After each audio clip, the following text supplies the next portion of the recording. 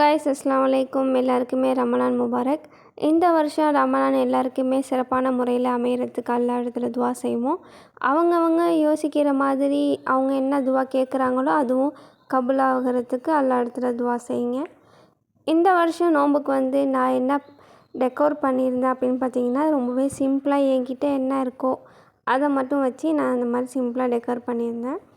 மஹரிப் time பொறையுமே பார்த்தாச்சு.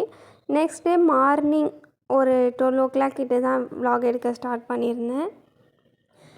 Starting first வேலையே நம்மளுக்கு பாதாம் பிசின் அப்புறம் சப்ஸா விதை ஊற போடுறது தான் நம்மளுடைய மெயினே. ஜூஸ் இந்த மாதிரி இதுக்கெல்லாம் நம்ம யூஸ் பண்ணலாம். நம்ம நோன்பு வைக்கிறதுக்குமே இந்த மாதிரி கொஞ்சம் குளிர்ச்சியான ஐட்டம் சாப்பிட்டோம் அப்படின்னா கொஞ்சம் உடம்புக்குமே நல்லது அப்படின்ட்டு இது கொஞ்சம் ஃபஸ்ட்டு அதிகமாகவே ஊற போட்டுட்டேன். டெய்லி ஊற போட மாட்டேன். இந்த மாதிரி கொஞ்சம் நான் 2-3 நாளைக்கு இது வரும் அப்படிங்கிறதுனால இது ஒரு கொஞ்சம் குவான்டிட்டி அதிகமாகவே இது ரெண்டுமே தனியாக ஊற போட்டு எடுத்து வச்சுக்கிட்டேன். பாதாம் பீசின் பொதுவாக நம்ம நோம்பு டைமில் தான் யூஸ் பண்ணணும் அப்படின்ட்டு இல்லை. இது நார்மலாக வெயில் காலத்துலேயுமே நம்ம இதை யூஸ் பண்ணிக்கலாம். ஏன்னா ஹீட் அதிகமாகிடும். இது மாதிரி குளிர்ச்சியான பொருள்லாம் நம்ம எடுத்துக்கிட்டோம் அப்படின்னா ரொம்பவே உடம்பும் ஹெல்த்தியாக இருக்கும். ஐஸ் க்யூப் இப்போ ரொம்பவே இம்பார்ட்டண்ட்டாக இருக்கும். ஏன்னா ஜூஸில் போடுறதுக்காக இருக்கட்டும், இல்லை ஐஸ் வாட்டர் குடிக்க வைக்காமல் அந்த டைமில் மட்டும் சும்மா 2 போட்டு குடிச்சிக்கலாம் அப்படின்ட்டு இருக்கட்டும். இது ரொம்பவே தேவைப்படும்னு சொல்லிவிட்டு இதையுமே தண்ணி ஊற்றி வச்சு ஃப்ரிட்ஜில் வச்சுட்டேன். நெக்ஸ்ட் இன்றைக்கி சோயாபீன் கட்லெட் தான் ரெடி பண்ணுறதுக்காக தண்ணி நல்லா கொதிக்க வச்சுட்டு அதில் மீல் மேக்கரை போட்டுட்டேன். இன்னொரு பேன் வச்சு அதில் கடல் பாசி ஊற வச்சுருந்தேன். அதையுமே நம்ம காய்ச்சி எடுத்துக்கலாம் அப்படின்ட்டு இன்றைக்கி கொஞ்சம் அதிகமாகவே செஞ்சுருந்தேன். ஆனால் குவான்டிட்டி எல்லாமே கம்மியாக செஞ்சுருந்தேன். எப்படின்னா நம்ம எவ்வளோ அதிகமாக செய்கிறோமோ அவ்வளோவும் கொஞ்சம் வேஸ்ட் ஆகத்தான் செய்யும் எப்படி செஞ்சாலுமே. அதுக்காக சொல்லி 2 பேருக்காகத்தானே அப்படின்னு சொல்லிவிட்டு கொஞ்சம் எங்களுக்காகவும் கொஞ்சம் நெய்பர்ஸ் கொடுக்கறதுக்காகவும் கொஞ்சம் அதிகமாக செஞ்சுருந்தேன். நெக்ஸ்ட்டு அதுக்கப்புறமே ஃபஸ்ட்டு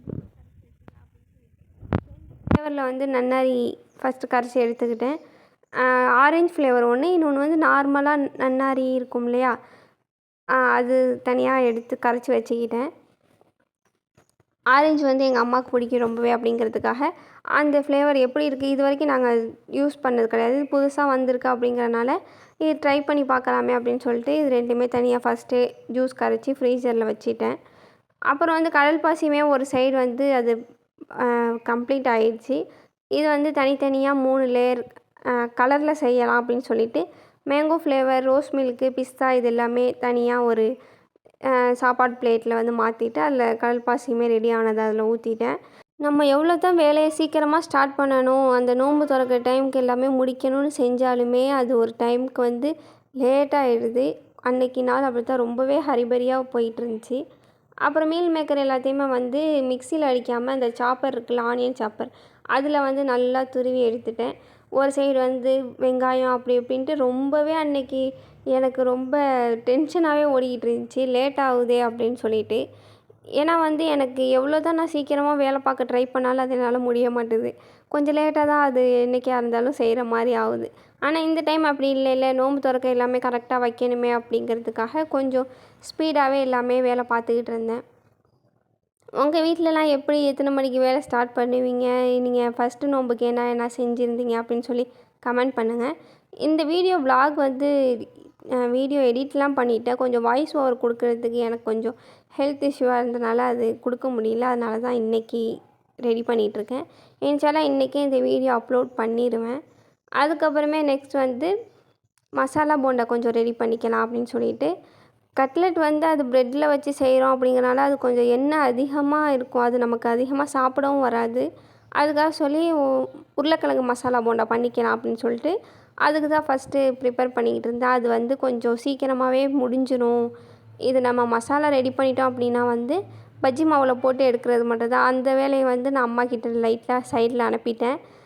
ஏன்னா அந்த வறுத்து எடுக்கிற வரைக்கும் நம்ம இன்னொரு இது ரெடி பண்ணிடலாம் அப்படின்னு சொல்லிட்டு. சோயாபீன் கட்லெட்டுமே இன்னும் ரெடி பண்ணலையே இல்லையா, அதுக்காக சொல்லி நான் அதுக்கான ஸ்டஃபிங் ரெடி பண்ணிக்கலாம் அந்த கேப்பில் அப்படின்னு சொல்லிட்டு இதை மட்டும் நல்லா நான் ரெடி பண்ணி கொடுத்துட்டேன். இதெல்லாமே ஃபஸ்ட்டு நம்ம இவ்வளவும் சமைக்கணுமா சாப்பிடணுமா அப்படின்ட்டு இருந்தாலுமே ஏன்னா இன்றைக்கி ஃபஸ்ட் டே கொஞ்சம் ஸ்பெஷலாக இருக்கட்டுமே அப்படிங்கிறதுக்காக கொஞ்சம் குவான்டிட்டி கம்மி பண்ணிவிட்டு ஆனால் டிஷ்ஷஸில் கொஞ்சம் அதிகமாக ப்ரிப்பேர் பண்ணியிருந்தேன்.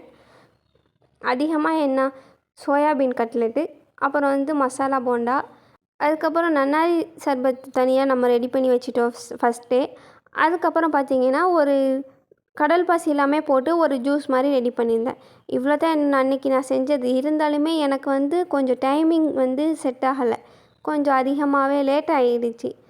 அதுக்கப்புறமே வந்து நான் இப்போ வந்து அந்த கட்லெட்கான ஸ்டஃபிங் ரெடி பண்ணிக்கலாம் அப்படின்னு சொல்லிவிட்டு அம்மா வந்து அந்த சைடு போண்டா வறுத்து கொஞ்சம் எடுத்துருங்க அப்படின்ட்டு அதை இது பண்ணிவிட்டு இந்த கட்லெட்டுக்கான இதையுமே நான் கொஞ்சம் ப்ரிப்பேர் பண்ணிட்டேன். கடல் பாசி ஊற்றி வச்சிருந்தது எல்லாமே அழகாக கலர்ஃபுல்லாக இருந்துச்சு.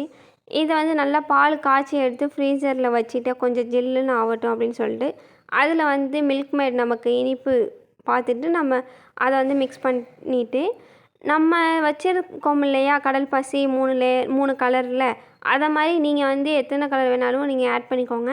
நான் வந்து இப்போதைக்கு வந்து நான் 3 கலர் தான் எடுத்திருந்தேன். என்கிட்ட இருந்த கலரை வச்சு நான் அதை யூஸ் பண்ணிக்கிட்டேன். இப்போ நம்ம இனிப்பெல்லாம் எல்லாமே கரெக்டாக இருக்கா அப்படிங்கிற டைமில் வந்து நம்ம வச்சுருக்க வந்து கடல் பாசி 3 கலரையுமே ஆட் பண்ணிட்டோம் அப்படின்னா இதோடைய ஜூஸே இது அவ்வளோதான் ரெடி ஆகிடும். இதனால தான் நான் வந்து இதை லாஸ்ட்டாக பண்ணிக்கலாம் அப்படின்னு சொல்லிவிட்டு ஏன்னா வந்து கலர் எசன்ஸ்லாம் கொஞ்சம் ஃபேட் ஆகிடும் கொஞ்சம் லேட் ஆகிடுச்சி அப்படின்னா, அதுக்காக சொல்லி நான் எப்படியுமே நோன்பு திறக்கிறதுக்கு முன்னாடியே இதை செட் பண்ணிட்டேன். நோன்பு கஞ்சி, அப்புறம் இந்த கடல் பாசி ஜூஸ், கொஞ்சமாக ஐஸ் ட்ரேயில் வந்து இந்த கடல் பாசியுமே கொஞ்சம் கொஞ்சம் ஊற்றி வச்சுருந்தேன். அப்புறம் வந்து நான் இந்த சோயாபீன் கட்லெட் இது தான். அப்புறம் உருளைக்கிழங்கு போண்டா. சோயாபீன் கட்லெட்லாம் வந்து நான் ஃப்ரை பண்ணது காமிக்கலை, டைம் ஆகிடுச்சா அதனால் வீடியோ எடுக்கலை. அப்புறம் கொஞ்சமாக வந்து மாதுளப்பழம் உடச்சி வச்சுருந்தோம். அப்புறம் நன்னாரி சர்பத். இது தான் என் ஃபஸ்ட் டே வந்து எங்களுடைய இஃப்தார் மெனு. உங்கள் வீட்டில் என்னென்ன செஞ்சாங்க அப்படின்னு சொல்லிட்டு கமெண்ட் பண்ணுங்கள். இதெல்லாம் ஒரு சைடு நம்ம எவ்வளோ ஹரிபரியாக வேலை பார்த்து முடித்து நோன்பு திறந்தாலும் நெக்ஸ்ட்டு ப்ராசஸ் பார்த்திங்கன்னா வெசல்ஸ் வாஷ் பண்ணுறது தான். வெசல்ஸ் எல்லாமே வாஷ் பண்ணிவிட்டு கிச்சனுமே நீட் பண்ணியாச்சு. டே 1 ரமலான் எனக்கு இப்படி தான் போணுச்சு. விலாக் பிடிச்சிருந்துச்சின்னா மறக்காமல் சேனலை சப்ஸ்கிரைப் பண்ணிவிட்டு நெக்ஸ்ட் வீடியோ வரைக்கும் வெயிட் பண்ணுங்கள்.